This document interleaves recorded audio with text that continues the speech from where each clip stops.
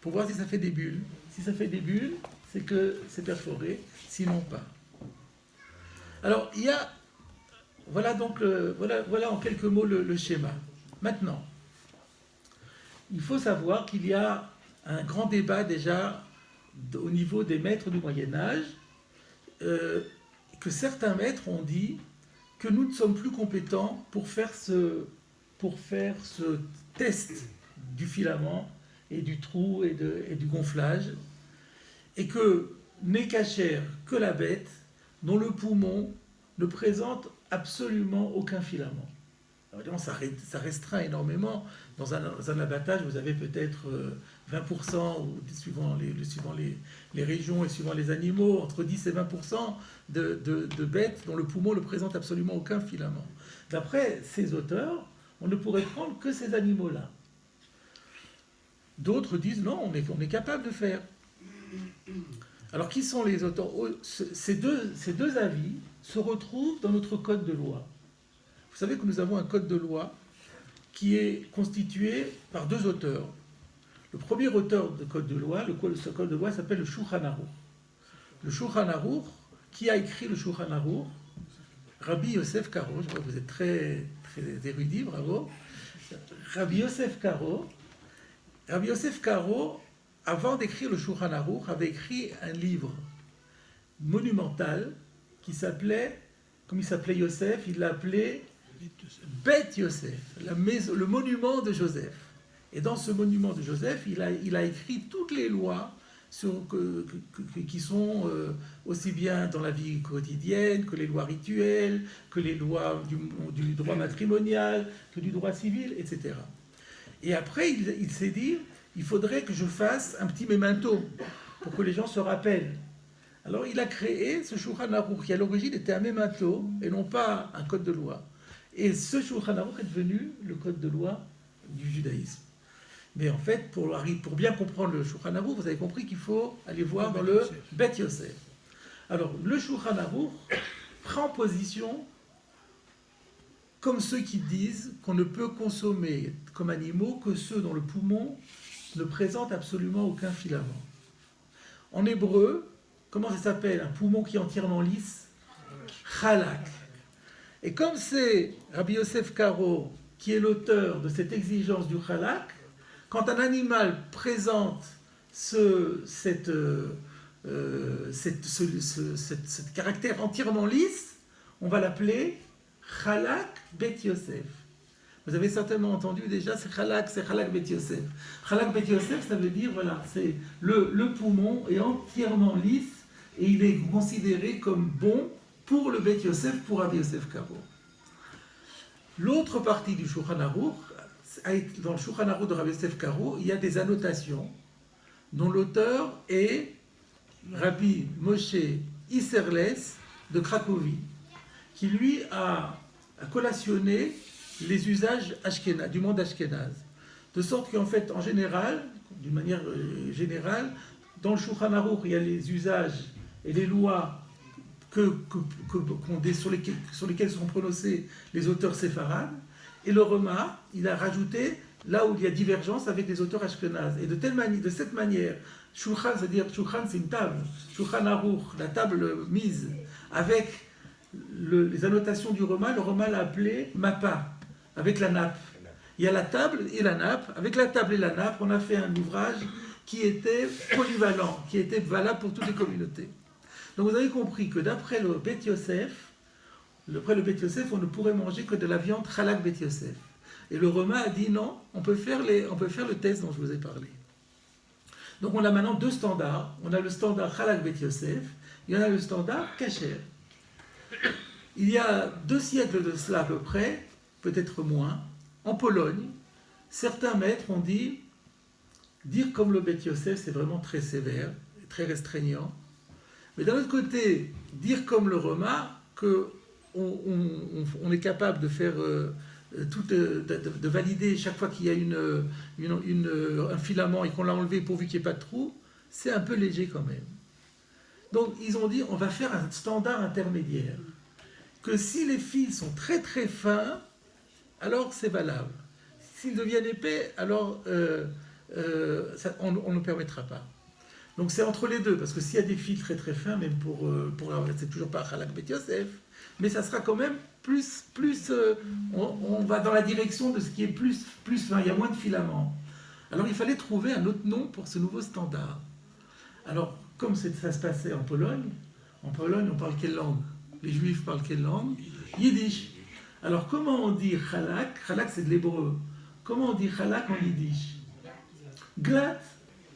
Et c'est comme ça qu'il y a 3 catégories, 3 standards de cacheroute pour l'abattage de la viande et uniquement pour l'abattage de la viande, qui sont le Halak Bet Yosef, le Glat Kasher et le Kasher standard.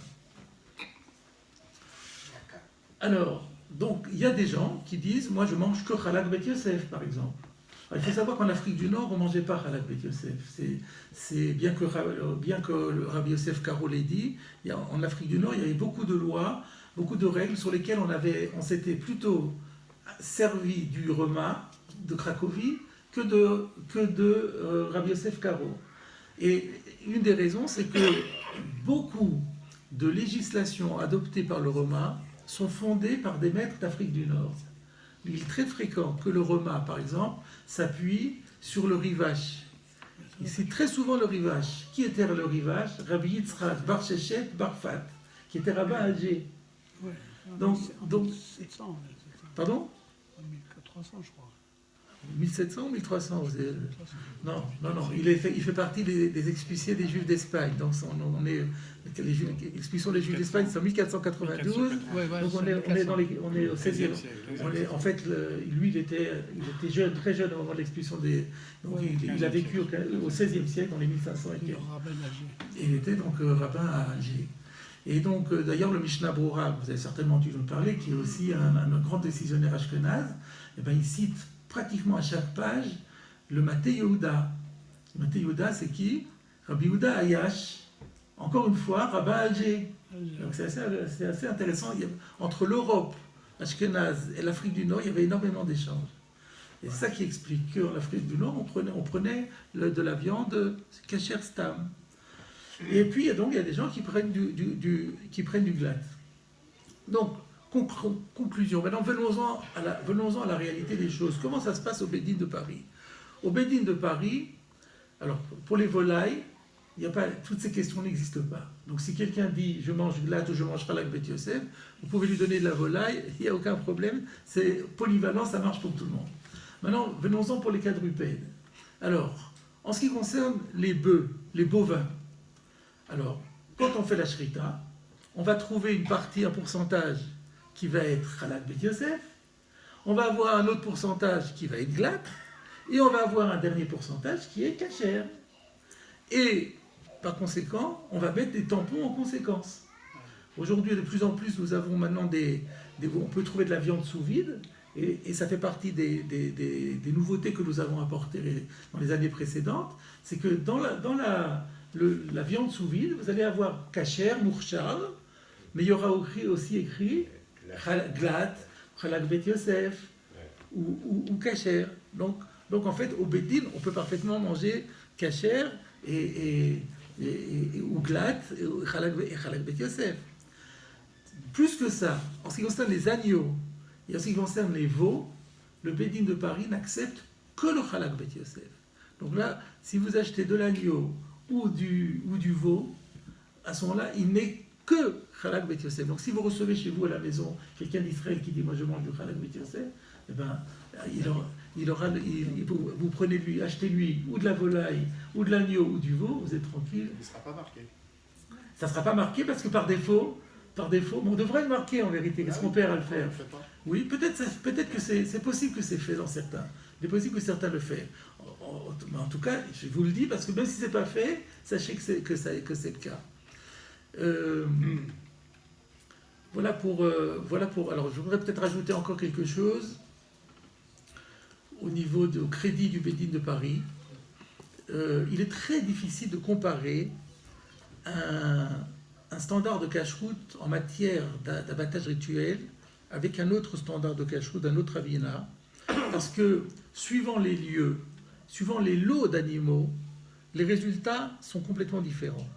Donc, donc si par exemple nous disons que nous trouvons 10% de Halak Bet Yosef et qu'un autre rabbin en trouve 20, mais c'était peut-être pas le même lot.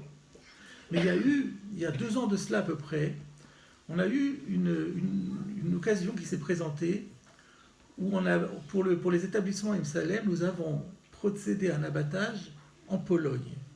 Ça s'est arrêté depuis longtemps, mais il y a eu une période comme cela. Et dans cette usine, dans cet abattoir de Pologne, il y avait pratiquement tous les rabbinats. Des rabbinats d'Israël, les rabbinats les plus exigeants en matière les plus ultra-orthodoxes, abattaient au même endroit que le Bédine de Paris. Et qu'est-ce qui s'est passé? La première fois qu'on a fait un tel abattage, le shochet qui était là est venu nous dire, vous savez, on a constaté quelque chose de très étonnant. C'est que ce que nous, on appelle, non plutôt ce que les autres appellent Halak Bet Yosef, pour nous, c'est pas Halak Bet Yosef, c'est Glat. Eux, ils appellent ça la qualité que les ultra-orthodoxes donnent à Halak Bet Yosef. C'est pas les mêmes standards que nous, auxquels on a été entraînés, nous, en France. Selon les critères qu'on a appris, ce que eux appellent Halak Bet Yosef, ça, en vérité, ce n'est que Glat. Et ce que eux, ils appellent Glat, c'est Kasher seulement pour nous. Et ce que eux, ils appellent Kasher, et là, il n'a pas voulu dire plus loin. Chez nous, ça ne rentre pas. Alors j'ai dit, c'est pas possible, je raconte des histoires. Je n'en crois pas un mot. La semaine d'après, on a envoyé une autre équipe.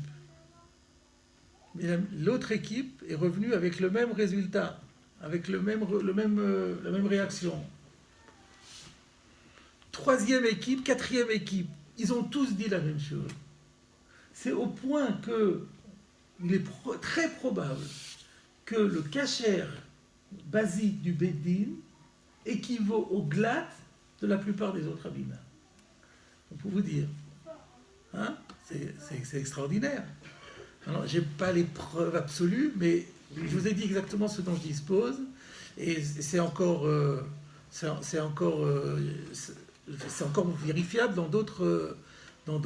Enfin, les shochatim sont là, et on peut les entendre, et ils maintiennent leur position.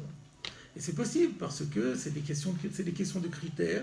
Et donc, j'ai toujours entendu ici, les critères ont été fixés essentiellement par le grand rabbin Rachamim Naouri, c'est Chrono Livracha, dont certains d'entre vous ont peut-être entendu parler, qui était grand rabbin de Beaune, et en 62 il est venu à Paris, il est devenu membre du Beddin de Paris, et c'est lui qui était lui-même boucher à l'origine, donc il connaissait très très bien le métier de la viande, et c'est lui qui a formé les shochatim, les bodkim, et qui a donné les règles, et il m'a toujours dit, nous avons les meilleurs du monde.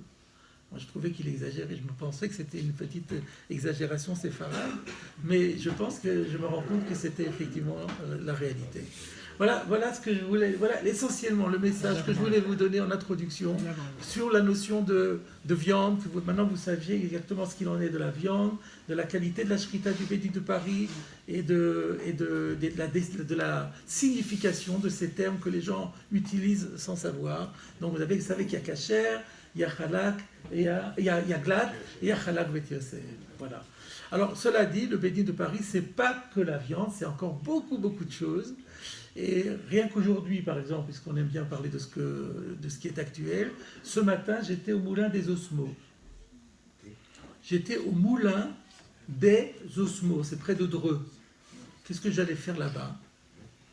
Eh bien, le Bédine de Paris fabrique également des matzot, kasher le Pessah. Pour faire des matzot kasher le Pessah, il faut de la farine qui soit kasher le Pessah. Comment fait-on de la farine kasher le Pessah? Sachez que toutes les farines, aujourd'hui, au moment où elles sont moulues, le blé est mouillé. Il est mouillé et il reste dans son eau pendant 24 heures. Et ensuite, on fait la mouture. C'est du chametz. Donc, on ne peut pas utiliser la farine du commerce. Donc, il faut faire une farine moulue sans eau. Donc, spéciale. Mais le problème, c'est qu'il faut nettoyer le moulin. Parce que sinon, parce que sinon il y a un mélange avec du Hametz. Donc ce que nous faisons, c'est que nous immobilisons le moulin pendant 15 jours pour nettoyer, nettoyage annuel, on aspire tout. Et ce matin, j'étais au moulin des Osmos pour me faire montrer l'ensemble du système. On a ouvert les planchistères, on a mis la main, on a vu qu'il restait pratiquement pas un gramme de farine. Tout le monde ne procède pas ainsi. Il y en a qui font simplement ce qu'on appelle un déclassement, c'est-à-dire ils commencent à fabriquer quelques kilos de farine qui sont déclassés et considèrent que ça nettoie. Nous le faisons aussi. Nous aussi. Qui fait ça? Non, je ne vais pas dire. C'est pas sympathique. Pardon? De dire que faire... Je suis en train de dire que... Faire attention à certains... Non, j'ai pas dit ça. J'ai pas dit ça. Moi, ce que j'ai dit, c'est que la cache-route du Bédine de Paris, elle est de très haut niveau. Voilà ce que j'ai voulu dire. Non. S'il y avait quelque chose où je pensais que c'était un sourd, je le dirais. Non, j'ai pas dit ça. Mais j'ai dit que, voilà, il y a des différents standards de cache-route, et nous avons un standard d'exigence qui est très élevé. Et donc voilà un autre exemple. Donc cette farine-là va servir ensuite, elle va partir d'une part chez Rosinski. Donc la semaine prochaine, je vais aller chez Rosinski parce que Pessar se prépare maintenant. Et donc Rosinski, on va être cachérisé parce qu'ils font des matzot toute l'année. Mais c'est des matzot qui ne sont pas faits avec les règles de surveillance. Donc c'est des matzot Hametz. Donc on va tout nettoyer, tout cachériser. Et mardi matin, je viendrai pour vérifier la cachérisation et le lancement de la production. Et de la même façon, nous sommes aussi pratiquement les seuls aujourd'hui au monde à fabriquer des matzot à la mode séfarade. Ce sont les fameuses matzot d'Agen et les matzot Biton. Là aussi, la farine va partir depuis le moulin des Osmos. Elle est envoyée en sachet jusqu'à Agen. Et là-bas, nous avons notre équipe aussi qui va procéder au nettoyage et qui va voilà. Vous avez compris que je pourrais parler des heures et des heures sur ce sujet que j'aime beaucoup. Et donc, je pense que le temps est venu maintenant de donner la parole à la salle. J'ai vu beaucoup de doigts qui se levaient. Et donc, voilà, je propose, vous pouvez aborder tous les... Vous pouvez parler par rapport, me questionner par rapport à ce que j'ai dit, mais aussi, je sais, il y a énormément de domaines que je n'ai pas abordés. N'hésitez pas à m'interroger dessus. Et donc, ce que je propose, c'est qu'on fasse une série de questions, parce que souvent, les questions se recoupent et qu'on arrive alors à gagner du temps. Et donc, en fonction des questions, ensuite, nous répondrons. Monsieur le grand rabbin, je voulais vous annoncer l'arrivée de notre maire, Monsieur Olivier Clodon, qui est présent parmi nous. Ah. Voilà, je voulais présenter. J'ai vu quelqu'un qui arrivait, mais il avait une si belle kippa sur la tête que je me suis dit... Parce qu'on avait dit que Monsieur Clodon devait arriver. Donc merci beaucoup de votre présence. Je tiens à vous remercier également de ce que la municipalité a fait tout récemment pour la rénovation de cette synagogue. Et vraiment, c'est... J'avais oublié également de dire que monsieur le maire Olivier Clodon, avec le préfet, s'est battu pour que nous ayons un renouvellement de notre bail emphytéotique pour une durée de 33 ans supplémentaires. Pourquoi juste 33 ans? Parce que c'est 33 ans. Voilà. Pourquoi 33 ans? Donc là, nous avons... normalement, c'est vrai que... On a dit 33. Oui, voilà, ça doit être ça. C'est possible. Mais voilà, donc nous avons, grâce à monsieur le maire, eu ce renouvellement, un avenant, un renouvellement du bail emphytéotique. Donc nous sommes encore dans notre synagogue au moins pour 35 ans maintenant. Très bien. Voilà. Merci monsieur le maire, merci beaucoup.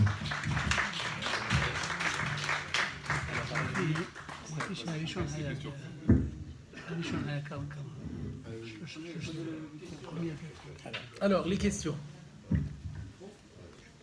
Micro, pas micro. On n'a pas de micro. Alors, allez-y. Alors, une question. Cholestérol à tout le monde, cholestérol. Il y a une vingtaine d'années, avant de venir habiter ailleurs, j'ai habité pendant 10 ans au premier étage au-dessus d'un restaurant Cachir à Paris, un restaurant Khaladi, donc de lait, le Gin Fizz dans le 19e. Et j'étais très ami avec les patrons. Et alors je leur ai demandé ce qui se passait avec le lait chamour qui est surveillé à la traite. Alors ils m'ont répondu, effectivement, on a vérifié le fromage.